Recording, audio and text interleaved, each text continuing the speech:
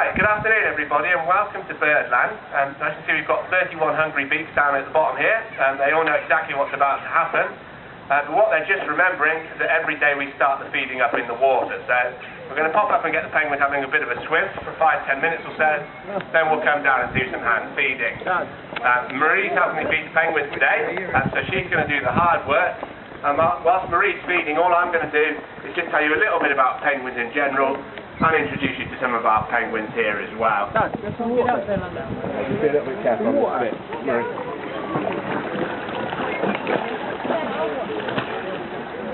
Wow.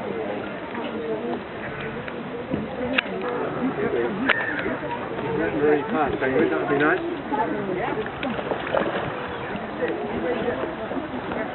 Right, if I can get him to go on the path, which is quite at the front here, so he'll follow you, he'll go a bit way. If you just go about halfway along the track here.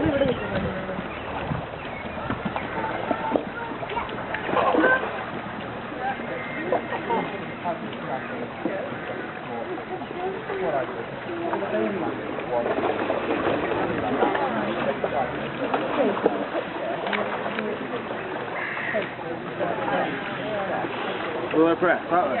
Yeah, do it up straight. That one? No. On that side. Right, well folks, before I start telling you about penguins, I will just apologise about the gulls that are hanging around. Thankfully they're only here until about at the end of the month and then they'll be disappearing. But they do know there's fish here and they will dive in and steal the odd fish.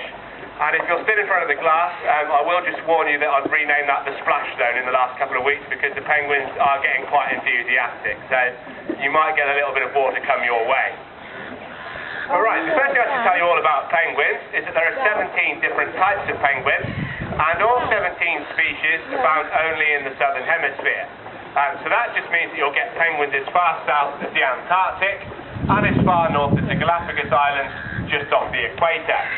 Now most people tend to imagine penguins living where it's cold and it's icy and it's snowy, and that is true of most types of penguins, but it's not the case for all of them. You can find penguins in warm places such as Australia and New Zealand, and you can find them in parts of South Africa and parts of South America, and you get the Galapagos penguin, which is found right on the equator, which certainly isn't cold and icy. And in terms of their size, most penguins will reach a height of around 1.5 foot tall, and will weigh around about 3 to 5 kilo, a bit like Millie at the end just there. But the largest penguin in the world is the emperor penguin. Now, if you've seen March of the Penguins or Happy Feet, you'll be quite familiar with the emperors, and they can get up to heights of 4 to 4.5 feet tall, and have been known to weigh as much as 50 kilos. So they are much, much bigger. A lot of people tend to come in here and see our Humboldts and assume they're babies. That's not the case at all. And right now we do have 2 species of penguin in our group here, and I'll introduce you to our Humboldts to start off with. As I say, most of them are in the water here.